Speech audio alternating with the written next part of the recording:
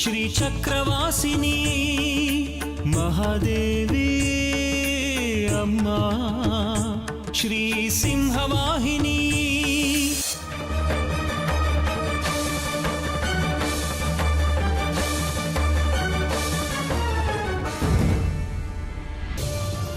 ಯಾಕೆ ಇಷ್ಟೊಂದು ಗಾಬರಿಯಾಗಿದ್ರಿ? ನೀವು ಯಾವುದೋ ಪುಸ್ತಕ ಓದ್ತಿರೋದನ್ನ ನಾನು ಕಿಟಕಿಯಿಂದ ನೋಡಿದೆ. ಇಲ್ಲ, ಅಂಥದ್ದೇನಿಲ್ಲ. ನೀವು ಏನೇ ಹೇಳಿದ್ರು ನನ್ನ ಅನುಮಾನ ಪರಿಹಾರ ಆಗ್ತಾ ಇಲ್ಲ. ದೇಶಿಕರು ತಾಳೆಗರಿಯನ್ನು ಬಿಟ್ಟು ಯಾವುದೋ ಶಾಹಿ ಮುದ್ರಿತ ಪುಸ್ತಕವನ್ನು ಓದ್ತಾ ಇದ್ದಾರಲ್ಲ.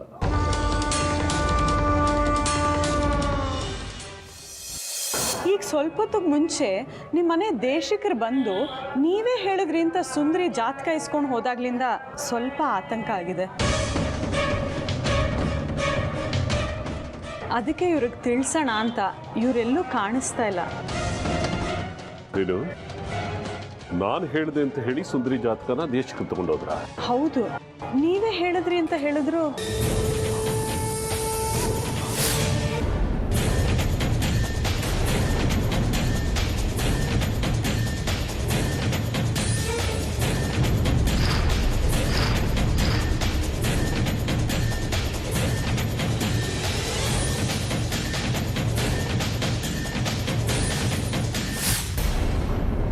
ನಿಮ್ಗೆ ಅವ್ರು ಇನ್ನೂ ಸಿಕ್ಕಿಲ್ವಾ?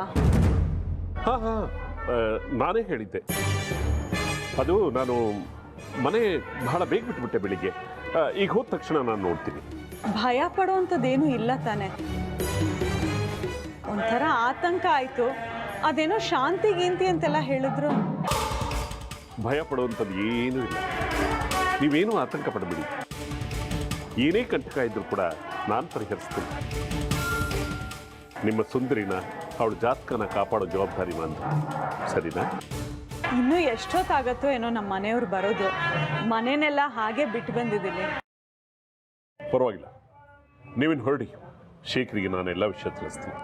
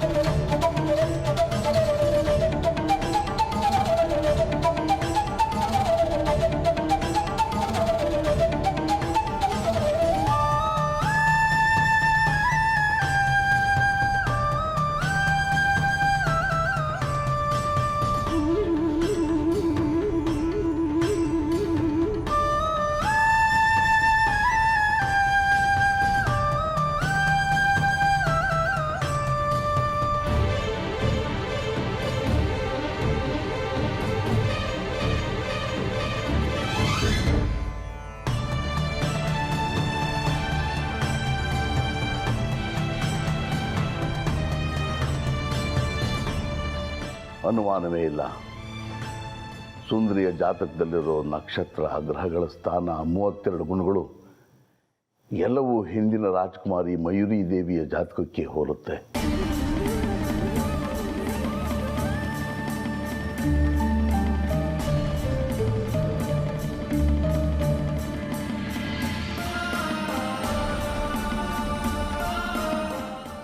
ನೂರಕ್ಕೆ 100 ಪಾಲು ಖಚಿತವಾಗೋಯ್ತು. ಇವತ್ತಿನ ಈ ತ್ರಿಪುರ ಸುಂದರನೇ ಅವತ್ತಿನ ರಾಜಕುಮಾರಿ ಮಯೂರಿ ದೇವಿ ಅಂತ. ಹೋದ ಜನ್ಮದಲ್ಲಿ ಮುಗಿಸದೇ ಇದ್ದ ಕೆಲಸವನ್ನು ಈ ಜನ್ಮದಲ್ಲಿ ಮುಗಿಸೋದಕ್ಕೋಸ್ಕರನೇ ಆ ತಾಯಿ ಇವಳಿಗೆ ಪುನರ್ಜನ್ಮ ನೀಡಿದಾಳೆ.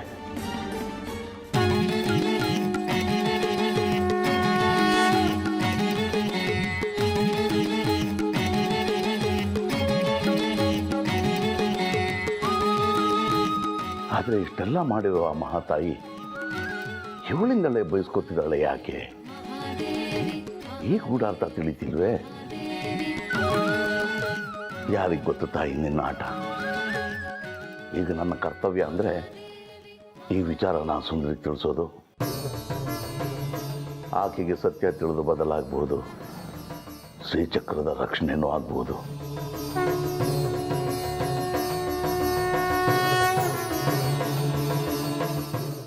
ಈಗಲೇ ಸುಂದರಿಗೆ ಎಲ್ಲ ವಿಚಾರವನ್ನು ಹೇಳಿಬಿಡ್ಬೇಕು. ತಡವಾದರೆ ಆಲಸ್ಯಂ ಅನಾಹುತಂ. ಆದರೆ ದೇವ್ರನ್ನೇ ನಂಬದೇ ಇದ್ದವಳು ನಿಂದು ಪುನರ್ಜನ್ಮ ಅಂದರೆ ನಂಬ್ತಾಳೋ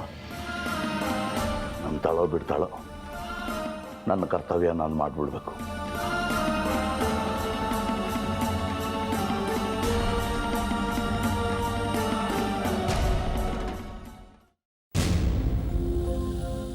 ಲಗ್ನ ಪತ್ರಿಕೆಗೆ ಊಟ ತಿಂಡಿ ವ್ಯವಸ್ಥೆ ಎಲ್ಲ ವಿರೂಪಾಕ್ಷ ಶಾಸ್ತ್ರಿಗಳೇ ನೋಡ್ಕೋತೀವಿ ಅಂತ ಹೇಳಿದ್ದಾರೆ. ಆದರೂ ಆರತಿ ಅಕ್ಷತೆಗಾದರೂ ನಾವು ಹೊಂದಿಸ್ಬೇಕಲ್ವಾ? ನಾನು ಅದೇ ಯೋಚಿಸ್ತಾ ಇದ್ದೀನಿ ಲಲಿತಾ. ಅಳೆದ್ರು ಸುರಿದ್ರು ಏನಿಲ್ಲ ಅಂದರೂ 10,000 ಬೇಕು ನಮ್ಮ ಖರ್ಚಿಗೆ ಅಂತ. ಎಲ್ಲ ಹೊಂದಿಸೋದು?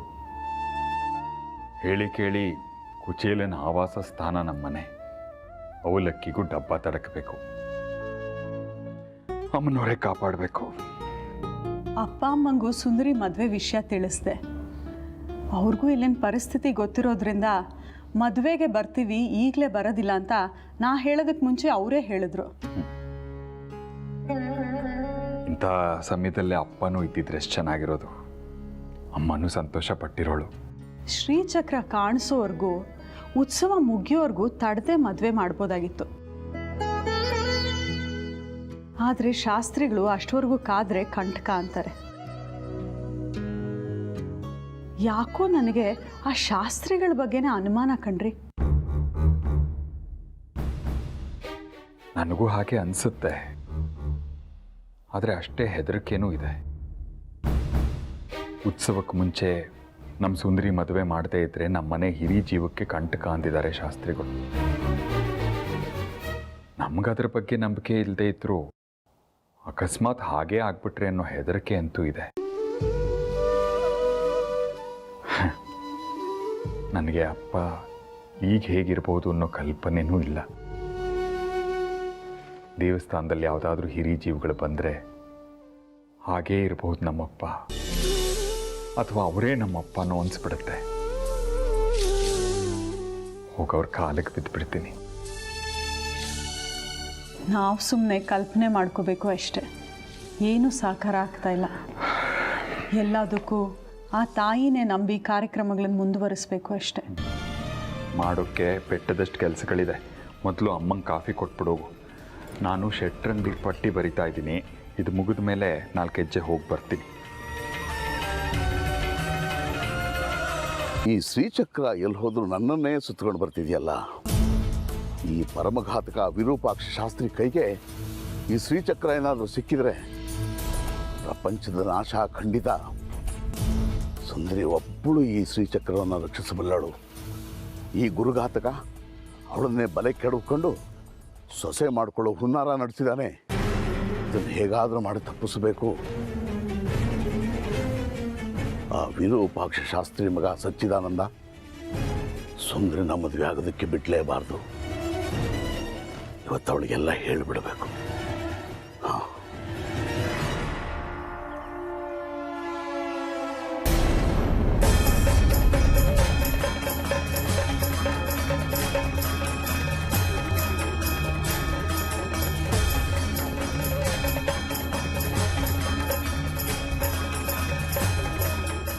ಏನು ಮುದ್ದೇಶಿಕರು, ಉಭಯ ಕುಶಲೋಪರಿ ಸಂಪ್ರತವು ಅಂದರೆ ಯಾವ ಕಡೆ ಪ್ರಯಾಣ ಹೊಟ್ರಿ ಅಂತ ಕೇಳ್ತಾ ಇದ್ದೀನಿ. ಅದು ಯಾಕೋ ಹೊಟ್ಟೆ ತುಂಬ ನಲಿತಿತ್ತು. ಪಂಡಿತರ ಹತ್ರ ಗುಳಿಗೆ ತಗೊಳ್ಳೋಣ ಅಂತ ಹೊರಟಿದ್ದೆ. ಪಂಡಿತರ ಮನೆ ಆ ಕಡೆ ಅಲ್ವಾ? ಈ ಕಡೆ ಎಲ್ಲ ಹೊರಟಿದ್ದೀರಿ? ಹೌದಲ್ವಾ? ಈ ಹೊಟ್ಟೆ ನೋವು ಬಂತು ಅಂದರೆ ಬುದ್ಧಿನ ಕೆಡುತ್ತೆ ನೋಡಿ. ಒಂದು ಸುಳ್ಳು ಹೇಳೋದಕ್ಕೆ 10 ಸುಳ್ಳು ಪೋಣಿಸ್ತಾ ಇದ್ದೀರಾ. ನೇರವಾಗಿ ಹೇಳಿ, ಸುಂದರಿ ಮನೆಗೆ ಹೋಗಿದ್ದೆ ಅಂತ. ಸುಂದರಿ ಮನೆಗ? ಯಾವ ಸುಂದರಿ? ನಾನು ಯಾಕೆ ಹೋಗಲಿ? ಯಾಕೆ ಅಂತ ನೀವೇ ಹೇಳಬೇಕು. ಅವ್ರ ಮನೆಗೆ ಹೋಗಿ ತ್ರಿಪುರ ಸುಂದರಿ ಜಾತಕ ತಗೊಂಡ್ಬಂದ್ರಂತೆ. ಅವಳಿಗೆ ಏನಾದರೂ ಬೇರೆ ಗಂಡು ನೋಡ್ತಾ ಇದ್ದೀರಾ? ಅಯ್ಯೋ, ನಾನು ಯಾಕೆ ಆ ಹುಡುಗಿಗೆ ಬೇರೆ ಗಂಡು ನೋಡಲಿ? ಅವರಪ್ಪ ಸಿಕ್ಕಿದ್ರು. ಒಂದು ಸರ್ತಿ ಮನೆಗೆ ಬನ್ನಿ ಅಂತ ಹೇಳಿದರು. ನನಗೂ ಕಾರಣ ತಿಳಿದಿರಲಿಲ್ಲ. ಅವ್ರ ಮನೆಗೆ ಹೋದ್ಮೇಲೆ ಕಾಫಿ ಕೊಟ್ಟು ಒಂದು ಸರ್ತಿ ನಮ್ಮ ಮಗಳ ಜಾತಕ ಆ ವಿರೂಪಾಕ್ಷ ಶಾಸ್ತ್ರಿಗಳ ಮಗನಿಗೆ ಹೊಂದಿಕೆ ಆಗುತ್ತಾ ನೋಡಿ ಅಂತ ಹೇಳಿದರು. ಆಮೇಲೆ ಎಲ್ಲಾದರೂ ಉಂಟೆ, ವಿರೂಪಾಕ್ಷ ಶಾಸ್ತ್ರಿಗಳು ಎಲ್ಲ ನೋಡಿನೇ ನಿಶ್ಚಯ ಮಾಡಿರ್ತಾರೆ ಅಂತ ನಾನು ಹೇಳಿದ್ರು ಕೇಳಲಿಲ್ಲ. ಈಗಿನ ಕಾಲದಲ್ಲಿ ಇನ್ನೇನು ಸಾಯ್ತೀನಿ ಅಂತಂದ್ರು ಇನ್ನೊಬ್ಬ ವೈದ್ಯರ ಹತ್ರ ಹೋಗಲ್ವೇ, ಹಾಗೆ ನನಗೂ ತೋರಿಸಿದರು. ಆಮೇಲೆ ಇನ್ನೇನು ನೋಡಿದೆ, ಎಲ್ಲ ಚೆನ್ನಾಗಿದೆ ಅಂತ ಹೇಳಿದೆ, ಕಾಫಿ ಕುಡಿದೆ, ಬಂದೆ, ಅಷ್ಟೇ. ಆಮೇಲೆ ನೋಡಿ, ನೀವು ಹೀಗೆ ಆರ್ಭಟಿಸಿದ್ರೆ ನನಗೆ ಪಾಯ್ಖಾನೆ ಬಂದ್ಬಿಡುತ್ತೆ. ಮೊದಲೇ ಹೊಟ್ಟೆ ನೋವು ನನಗೆ.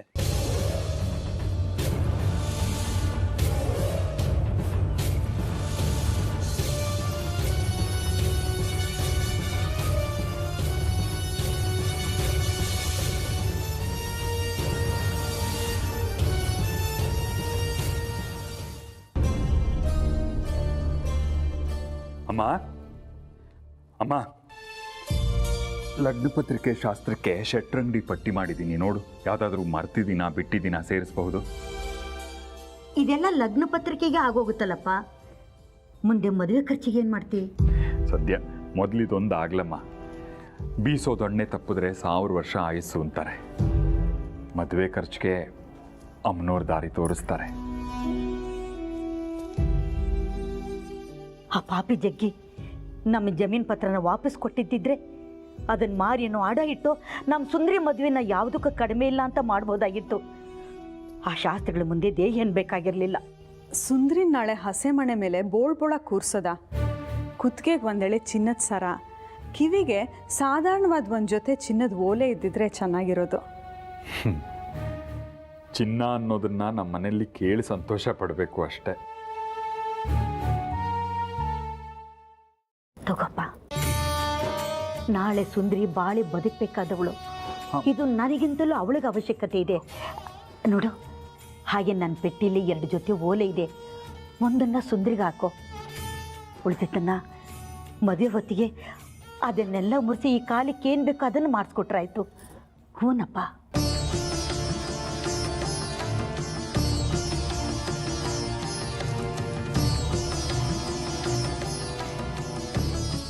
ಯಾಕೆ ಸುಮ್ಮನೆ ಕಣ್ಣೀರು ಹಾಕ್ತಿದ್ಯಪ್ಪ? ಮುಂದೆ ಇದೆಲ್ಲ ಅವಳಿಗೆ ಸೇರಬೇಕಾದಲ್ವಾ? ಅದನ್ನು ಈಗಲೇ ಕೊಡ್ತಾ ಇದ್ದೀನಿ. ಉತ್ಸವದ ಕಾಲಕ್ಕೆ, ಶ್ರೀಚಕ್ರ ಉದ್ಭವದ ಕಾಲಕ್ಕೆ ನಮ್ಮ ಯಜಮಾನರು ಬರ್ತಾರೆ ಅಂತ ಆ ಬುಡುಬುಡಿಕವನು ಹೇಳಿದ್ದಾನೆ.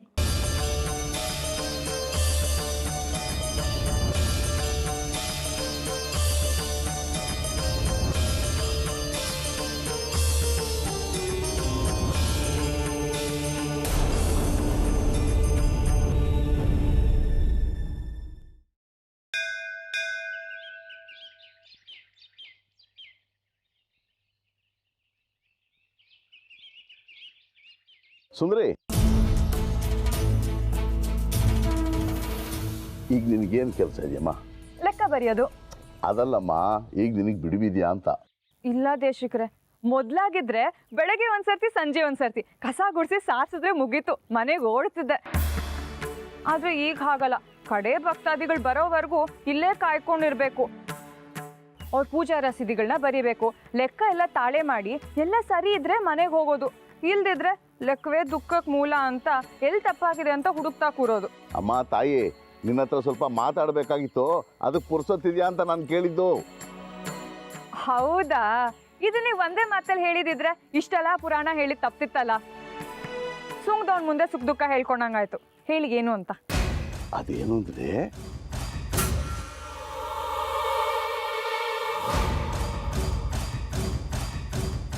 ಏನಿಲ್ಲ ಮೇಡಮ್ಮ. ಅಯ್ಯೋ, ಶುರು ಮಾಡಕ್ ಮೊದಲೇ ಮಂಗಳನ? ಮದುವೆ ಹೆಣ್ಣು ನೀನು ಸ್ವರ್ಗೋಗಿದೆಯಲ್ಲ, ಸ್ವಲ್ಪ ಉಂಡು ತಿಂದು ದುಂಡಗಾಗು ಅಂತ ಹೇಳಕ್ ಬಂದೆ ಅಷ್ಟೇ.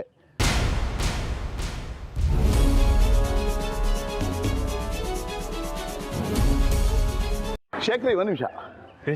ನಾನು ಸುಂದರಿ ನೋಡ್ಕೊಂಡು ದೇವಸ್ಥಾನ ಕಚೇರಿಗೆ ಹೋಗಿದ್ದೆ, ಅವಳಲ್ಲಿ ಇರಲಿಲ್ಲ. ಅವಳು ನಿಲ್ಲಿದ್ದಾಳೆ ಅಂತ ಕೇಳೋಣ ಅಂತ ಬಂದೆ. ದೇವ್ ಕಚೇರಿ ಕೆಲಸ ಬೇಗ ಮುಗೀತು ಅಂತ ಅಡುಗೆ ಮನೇಲಿ ನಾನು ಸಹಾಯ ಮಾಡಕ್ಕೆ ಬಂದ್ಲು. ಅವಳು ಯಾಕೆ? ಅವಳಿಂದ ಏನಾದರೂ ಅಪಚಾರ ಆಯ್ತಾ? ಅಯ್ಯೋ ಇಲ್ಲಪ್ಪ, ಅವಳ ಹತ್ರ ಒಂದು ಮುಖ್ಯವಾದ ವಿಚಾರ ಮಾತಾಡಬೇಕು, ಸ್ವಲ್ಪ ಕರಿತೀಯಾ? ಹೌದಾ? ಬನ್ನಿ, ಹಾಗಿದ್ರೆ ನಾನು ಬರ್ತೀನಿ. ಇಲ್ಲ ನಾ ಇಲ್ಲೇ ಇರ್ತೀನಿ, ಕರಿಯಪ್ಪ ಬೇಗ.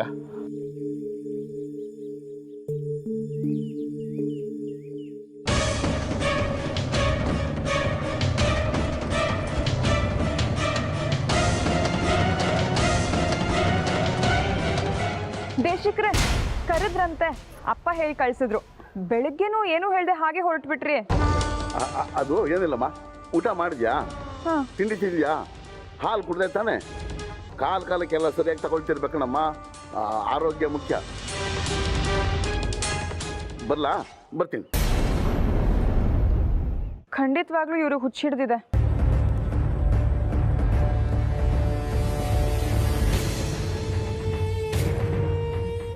ದೇಶಿಕ್ ಮಹಾರಾಜ್ರೆ, ಯಜಮಾನರು ನಿಮ್ಮ ಮೇಲೆ ಕಣ್ಣಿಡ ಕೇಳಿದ್ದಾರೆ. ಈಗ ನಾನು ನಿಮ್ಮ ನೆರಳು.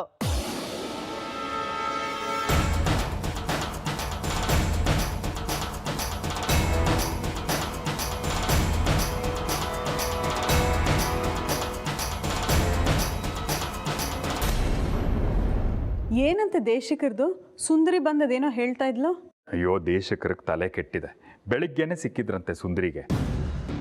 ಮಾತು ಶುರು ಆಡೋಕ್ಕೆ ಮುಂಚೆನೆ ಮಂಗಳ ಹಾಡ್ಬಿಟ್ಟು ಹೊಟ್ಟೋದ್ರಂತೆ. ಆಮೇಲೆ ನನ್ನ ಹತ್ರ ಬಂದವರು ಸುಂದರಿ ಹತ್ರ ಮುಖ್ಯವಾದ ವಿಷಯ ಮಾತಾಡಬೇಕು ಅಂದರು. ಸಿಕ್ಕ ಮೇಲೆ ಏನು ಕೇಳಬೇಕು, ಊಟ ಆಯ್ತಾ ತಿಂಡಿ ಆಯ್ತಾ ಅಂತ ಕೇಳಿ ಹೋದ್ರಂತೆ. ಏನಾಗಿದೆಯೋ ಅವ್ರಿಗೆ, ತಲೆ ಕೆಟ್ಟಿರ್ಬೇಕಷ್ಟೆ. ಹೌದಾ? ಅದನ್ನು ಕೇಳೋದಕ್ಕೆ ಬಂದಿರೋದಿಲ್ಲ ಕಣ್ರಿ. ಅವ್ರ ಮನಸ್ಸಿನಲ್ಲಿ ಇನ್ನೇನೋ ಇರುತ್ತೆ, ಅದಕ್ಕೆ ಇವಳು ಹಿಂದೆ ಸುತ್ತಾಡ್ತಾ ಇದ್ದಾರೆ ಅಂತ ಅನ್ಸುತ್ತೆ. ಏನೋಪ್ಪ, ನನಗಂತೂ ಒಂದು ಅರ್ಥ ಆಗ್ತಾ ಇಲ್ಲ. ದೇಶಿಕರಿಗೆ ಸುಂದರಿ ಹತ್ರ ಮಾತಾಡೋ ಅಂಥದ್ದು ಏನಿರುತ್ತೆ? ಯಾವ ರೀತಿನಲ್ಲೂ ಯಾವ ವಿಚಾರದಲ್ಲೂ ಅವರಿಬ್ರಿಗೂ ಸಂಬಂಧನೇ ಇಲ್ಲ.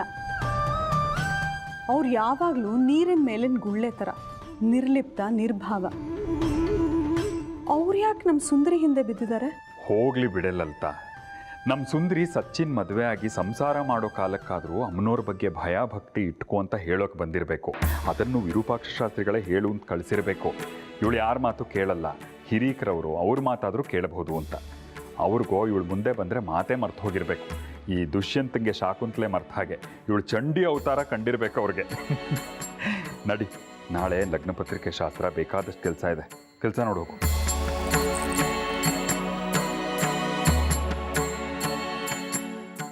ದೇಶಕರಿಗೆ ನಮ್ಮ ಸುಂದರಿ ಹತ್ರ ಮಾತಾಡುವಂಥದ್ದು ಏನಿರುತ್ತೆ?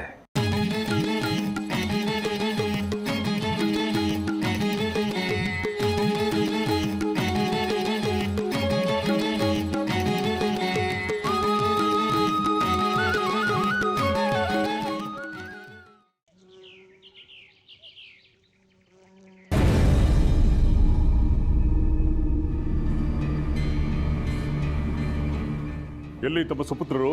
ಬೆಳಕಾಗ್ಲಿಲ್ವ ಯಜಮಾನ್ರಿಗೆ? ಅವನಿಗಿನ್ನೂ ಮೈಕೈ ನೋವು ಬಿಟ್ಟಿಲ್ಲ, ಹೇಳ್ತಾನೆ ಬಿಡಿ. ಪಾಪ, ಊರಿನಲ್ಲಿರೋರೆಲ್ಲ ನಮ್ಮ ಮನೆ ದೈವಕೃಪೆ ಇರುವಂಥ ಮನೆ ಅಂತ ಹೇಳಿ ಅಮ್ಮನವ್ರ ದೇವಸ್ಥಾನದ ಥರನೇ ಬಹಳ ಭಕ್ತಿಯಿಂದ ನೋಡ್ತಾರೆ. ಆದರೆ ತಮ್ಮ ಸುಪುತ್ರರು ಮುಂದೆ ಆ ತಾಯಿ ದೇವಸ್ಥಾನಕ್ಕೆ ಧರ್ಮದರ್ಶಿಗಳಾಗೋರು. ಸೂರ್ಯೋದಯವಾಗಿ ನೆತ್ತಿ ಸುಡೋ ಸಮಯದಲ್ಲಿ ಅವರ ದಿನಚರಿ ಪ್ರಾರಂಭ ಆಗುತ್ತೆ. ನೀವು ಅಷ್ಟೇ ಅವ್ರ ತಾಳಕ್ಕೆ ತಕ್ಕನಾಗಿ. ಸರಿಯಾಗಿದೆ, ಇವತ್ತು ಅವನ ಲಗ್ನ ಪತ್ರಿಕೆ ದಿನ. ಇವತ್ತಾದರೂ ತಾಯಿ ಪ್ರೀತಿನ ಪಕ್ಕಕ್ಕಿಟ್ಟು ಹೋಗಿ ಅವನ ಮುಖಕ್ಕೆ ನೀರೆಚ್ಚಿ ಎಬ್ಸಿ ಹೋಗಿ.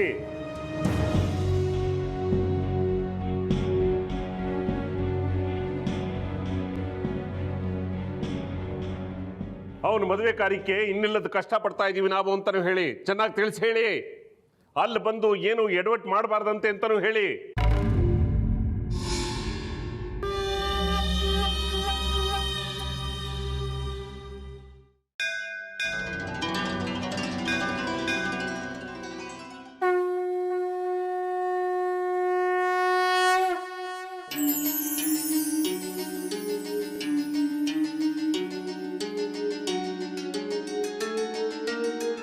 ಕೇಳಿಸ್ಕೊಳ್ಳಿ, ಮಹಾದೇವಿ ಅಮ್ಮನವರು ಇದೇ ಶುಕ್ಲ ಚೌತಿ ಅಂದು ಚಕ್ರಾಪುರಿ ವಾಸಿ ಶೇಖರಿ ಶಾಸ್ತ್ರಿ ಅವರ ಪುತ್ರಿ ಅರಿಶಿಣ ಕುಂಕುಮ ಶೋಭಿತಳಾದ ತ್ರಿಪುರ ಸುಂದರಿಯೊಂದಿಗೆ ಚಕ್ರಾಪುರಿ ದೇವಸ್ಥಾನದ ಧರ್ಮದರ್ಶಿಗಳಾದ ವಿರೂಪಾಕ್ಷ ಶಾಸ್ತ್ರಿಗಳ ಒಬ್ಬನೇ ಮಗ ಸಚ್ಚಿದಾನಂದನ ಜೊತೆಗೆ ನಿಶ್ಚಿತಾರ್ಥ.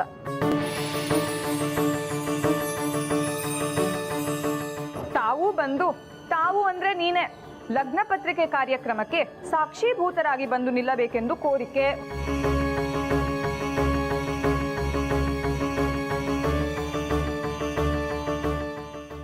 ಏನ್ ಮಾಡ್ತೀಯ ಈಗ? ಏನು ಮಾಡಕ್ಕಾಗಲ್ಲ.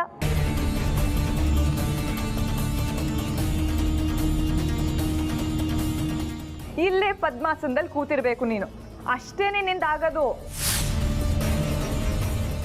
ಮದ್ವೆ ನಿಲ್ಸಕ್ ಒಂದಾ ಎರಡ ನೀ ನನಗೆ ಕಿರುಕುಳ ಕೊಟ್ಟಿದ್ದು. ಈಗ ಇಲ್ಲೇ ನಿನ್ ಕಣ್ಣೆದ್ರಿಗೆ ನಿನ್ನ ಆರಾಧಕರ ಮಗನ ಜೊತೆ ಮದುವೆ ನಿಶ್ಚಯ ಮಾಡ್ಕೋತಿದ್ದೀನಿ. ನಿನಗೆ ನಿಜವಾಗ್ಲೂ ಶಕ್ತಿ ಅನ್ನೋದೇ ಇದ್ರೆ ನಿಲ್ಸಿ ನೋಡೋಣ.